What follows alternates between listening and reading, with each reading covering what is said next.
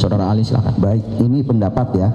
Jadi begini, di pengadilan itu hanya undang advokat dan putusan Mahkamah Konstitusi melindungi advokat.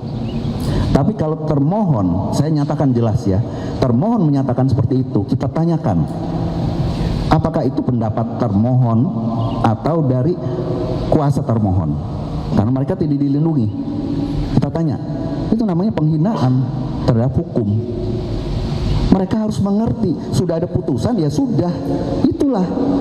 Kita tidak mengulang lagi pemeriksaan terhadap apakah penangkapan, penahanan itu karena kewenangan saya, tidak lagi mengulang di sini. Kan apa? Bandanya.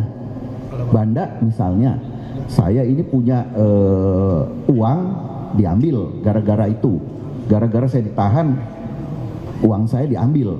Ada 100 juta misalnya diambil, itu nggak tahu, terus nggak ada tanda terima, nggak ada kemana, itu termasuk banda. Tapi dalam perdata itu ada misalnya uang yang diinvestasikan dan sebagainya. Nah, interesten itu termasuk adalah cost of money. Jadi interesten ini adalah bunga yang dapat dipertanggungjawabkan. Misalnya kalau saya ini ternyata uang ini pinjam dari bank, nah bunga itu berapa, ditahan misalnya 1 bulan berapa biaya bunga. Tapi juga ada cost of money. Nah, cost of money ini adalah kalau saya menginvestasikan ini uang yang hilang ini berapa nilainya. Jadi itu di sana banyak breakdownnya. Nah, sedangkan imaterial adalah kerugian yang termasuk dampak-dampak tadi yang di video itu ditunjukkan, itu dampak psikologisnya seberapa jauh. Ya, ini dipermalukan atau tidak. Kemudian mohon maaf, saya tidak sama sekali mengkastakan. Jadi kalau misalnya tukang rokok yang dipasang bunga-bunga itu ucapan selamat atas penahanan, mungkin dia bilang biarin deh, nggak apa-apa. Tapi saya yakin kalau pemohon itu punya satu leveling society ini ya, kehidupan ya. Jadi saya tidak mengkastakan, sekali lagi saya tidak mau mengkastakan orang, tapi mau tidak mau itu harus diterima. Jadi adanya level-level tertentu. Jadi kalau misalnya dibilang itulah breakdown dari kerugian dari yang akan dialami oleh seorang yang dilakukan penangkapan secara tidak sah. Demikian. Satu lagi ya mulia. Jadi begini, ada sementara pendapat yang mengatakan kan penahanan dan penangkapan ini ya bisa-bisa saja karena pemohon kan sudah berstatus sebagai tersangka. Pertanyaan saya, ada nggak perbedaan kalau kita kaitkan dengan ganti kerugian dalam posisi sebagai tersangka tapi tidak ditahan, dengan kemudian di labeling bahwa ya wajar, Anda kan sudah tersangka, mau ditahan mau ditangkap kan Anda sudah tersangka. Silakan. Baik, jadi begini, ini adalah KUHP rezim lama dan rezim baru. Ini yang dikhawatirkan, makanya rezim baru ini dibuat oleh pembuat undang-undang. Dia bedakan benar-benar dengan kesungguhan bahwa alasan penangkapan atau penahanan itu harus di breakdown.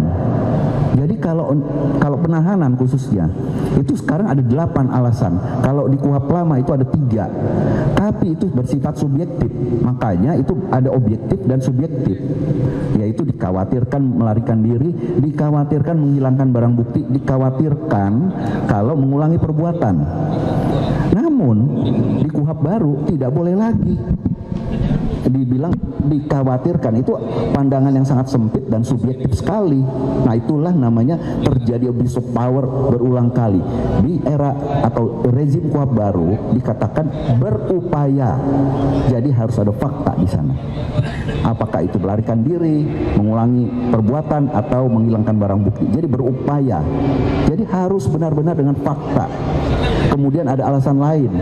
Kalau dipanggil 2 kali secara tidak hadir secara patut, memberikan alasan ya. Kemudian juga ada lagi aturan mengenai saya khawatir nih nasib saya takut sebagai pelapor, keamanan saya atau gimana, saya justru minta ditahan, itu juga bisa di KUHP baru. Jadi intinya kalau kita bilang sebagai tersangka dia punya tidak harus. Jadi harus dilihat dulu alasan objektifnya. Objektifnya itu kan ketentuan pasal-pasal atau 5 tahun atau lebih. Nah, disitulah kita melihat. Ada ketentuan juga yang bisa, yaitu penipuan, penggelapan 372, 378, sekarang 486, 492 KUHP baru. Nah, itu bisa ditahan walaupun tidak sampai mencapai 5 tahun, 4 tahun itu. Tapi itu hanya sebagai alasan objektif. Alasan yang kedua adalah ini objektif formil, kalau saya sebut, dan objektif material, bukan lagi subjektif. Objektif materialnya harus ada 8 itu tadi. Kalau tidak terpenuhi, ya namanya abuse of power. Kalau sudah objektif formil terpenuhi, tidak harus ditahan. Apalagi kalau saya ingat di Prapit yang 099 itu, penahanan itu bukan dalam rangka kepentingan penyidikan, itu yang penting. Jadi penyidikan sudah selesai kok ditahan. Oh, itu namanya sudah drama, babak drama, yang apalagi dengan suatu tampilan-tampilan kembang-kembang tadi, itu babak drama sekali. Namanya memang tujuannya mempermalukan, dan jujur aja saya melihat bahwa itu sangat berdampak sekali imaterialnya. Ya, demikian. Dilanjutkan rekan kami yang mulia. Izin yang mulia, kami lanjutkan beberapa pertanyaan. Saudara ahli, pra peradilan ini salah satunya kan diatur dalam ketentuan pasal 158 ya. Iya. Ada 9 objek yang bisa diuji melalui pra peradilan. Salah satunya adalah pelaksanaan upaya paksa. Nah, upaya paksa ini sendiri diatur dalam ketentuan pasal 89 KUHP yang baru, yaitu pada poin B, C, dan D, penangkapan, penahanan, dan penggeledahan. Ya. Bagaimana pendapat ahli bahwa hukum acara pidana baik yang lama maupun yang baru ini kemudian mengatur pengawasan terhadap pelaksanaan upaya paksa? Karena kalau kita bandingkan dengan HIR atau hukum acara pidana yang warisan kolonial Belanda, memang tidak ada pengawasan terhadap penangkapan, penahanan, dan penggeledahan.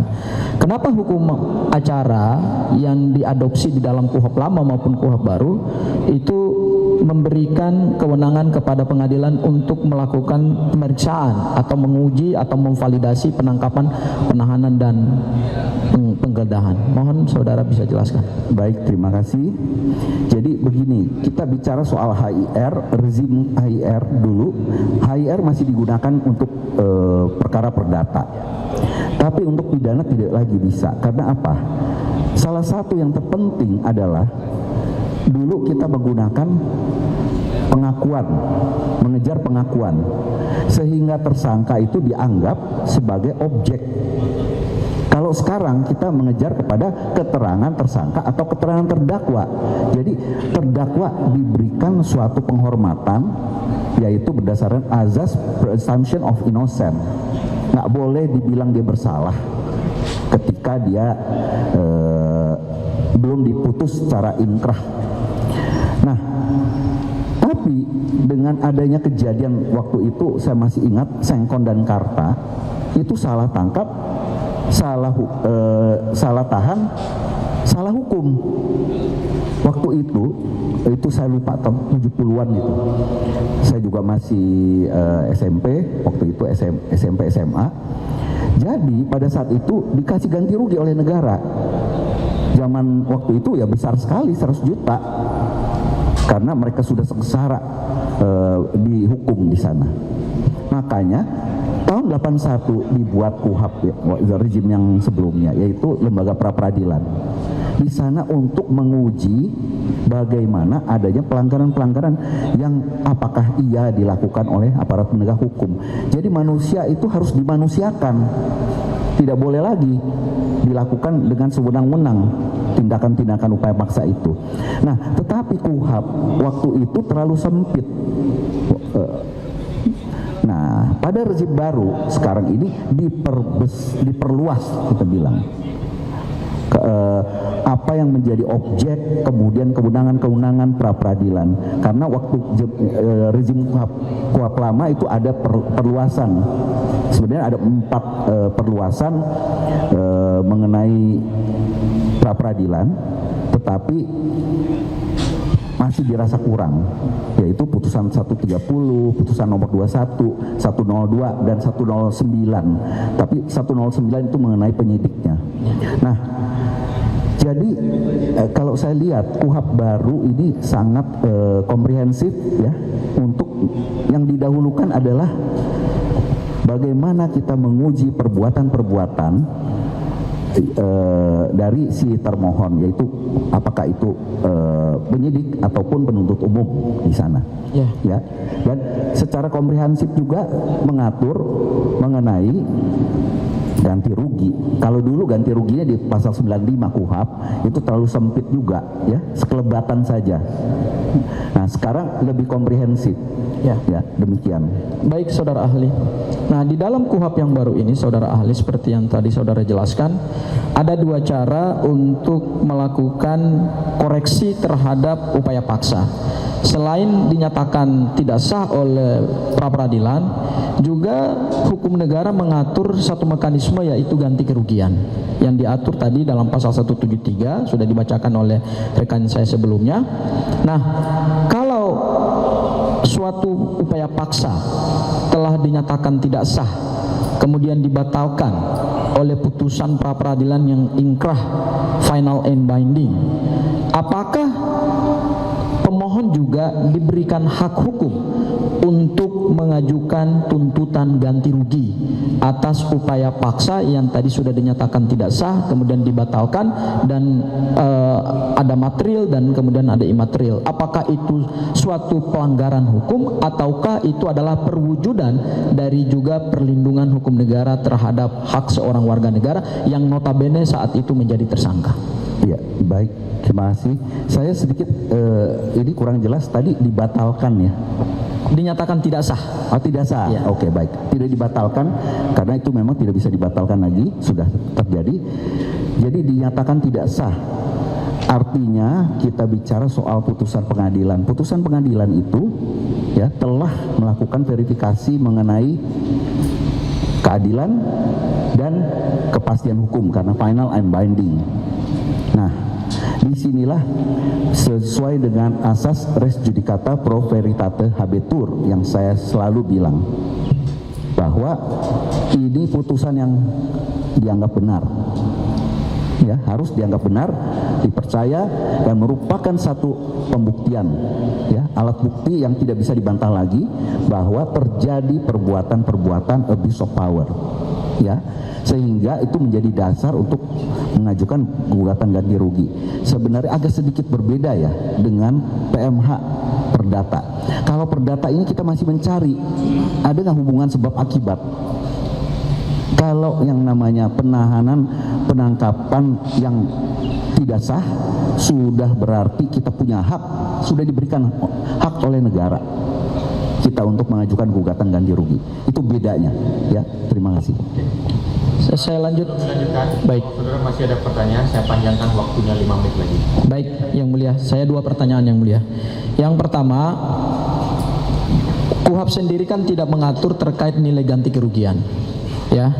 Kemudian nilai ganti kerugian ini merujuknya ke PP nomor 92 tahun 2015, ya, tentang maksimal pemberian ganti rugi.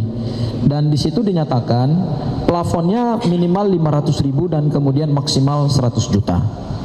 Ya, menurut saudara ahli, kalau pemohon berdasarkan perhitungan kerugiannya itu memohonkan 100 juta berdasarkan PP 92/2015, artinya mengambil angka yang tertinggi, apakah menurut saudara ahli itu adalah suatu hal yang wajar ketika pemohon ini memang punya profil seperti yang tadi saudara ahli sudah bedakan, ya, kita bukan mengkastakan orang, ya, tetapi sesuai dengan kedudukan seseorang, pekerjaan seseorang, profil seseorang juga, dan kemudian kehormatan seseorang. Apakah nilai nilai 100 juta yang dimintakan ganti rugi kepada Polda Metro Jaya selaku pihak termohon, itu menurut saudara apakah itu sesuatu yang wajar karena memang sudah diatur dalam PP 92 tahun 2015. Silakan saudara ahli. Baik, terima kasih.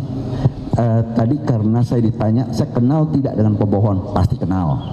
Saya tahu profilnya. Nilai 100 juta, seharusnya PP tersebut sudah direvisi. Itu tahun 2015. Kita harus tahu kehidupan ini bergerak terus. Saya juga ahli ekonomi kebetulan. Nah, apa yang bisa kita lakukan 100 juta pada tahun 2015 dengan tahun sekarang? Emas berapa? US dollar berapa? Mau tidak mau kita harus perhitungkan itu. Jadi kalau pendapat saya kekecilan sebenarnya. Pendapat ya. Tapi itulah, memang pemerintah masih mengatur demikian. Masih 100 juta maksimal, kalau luka berat 300 juta, kalau sampai mati 600 juta. Kasihan juga buat saya kalau nyawa orang dihargai cuma 600 juta. Buat saya ya, sudah tidak layak gitu. Nyawa seseorang itu tidak bisa dihargai 600 juta. Itu ganti rugi yang sebenarnya masih belum memanusiakan. Demikian ya. Ya. Baik, satu lagi izin yang mulia. Jadi bagaimana pendapat saudara ahli ketika putusan pra peradilan telah menyatakan penangkapan, penahanan, penggeledahan itu kemudian tidak sah, lalu termohon, pendapat ahli aja, saya ingin minta pendapat ahli, lalu dalam hal ini termohon masih berkekeh menyatakan bahwa dalam jawabannya upaya paksa, penangkapan, penahanan itu masih dalam ruang lingkup kewenangan mereka. Padahal penangkapan penahanan tersebut sudah dinyatakan tidak sah, dan karena argumentasi mereka seperti itu kemudian mereka menolak untuk membayar ganti kerugian kepada pemohon. Bagaimana menurut pendapat ahli? Apakah itu adalah jawaban yang bisa dibenarkan secara nalar hukum, secara logika hukum, ataukah itu jawaban yang sebenarnya menghindari tanggung jawab mereka untuk tidak membayar ganti kerugian tersebut? Terima kasih, saudara ahli, silakan. Baik, ini pendapat ya. Jadi begini, di pengadilan itu hanya undang advokat dan putusan Mahkamah Konstitusi melindungi advokat. Tapi kalau termohon, saya nyatakan jelas ya, termohon menyatakan seperti itu, kita tanyakan apakah itu pendapat termohon atau dari kuasa termohon, karena mereka tidak dilindungi. Kita tanya, itu namanya penghinaan terhadap hukum. Mereka harus mengerti, sudah ada putusan ya sudah, itulah. Kita tidak mengulang lagi pemeriksaan terhadap apakah penangkapan, penahanan itu karena kewenangan saya, tidak lagi mengulang di sini. Itu sudah selesai. Jadi itu bisa dilakukan tuntutan lebih lanjut dengan alat bukti, dalil-dalil mereka. Kalau menyatakan seperti itu bisa dipertanyakan itu, apakah itu termohon atau kuasa termohon yang berpendapat seperti itu. Demikian, terima kasih. Baik, dilanjutkan yang mulia oleh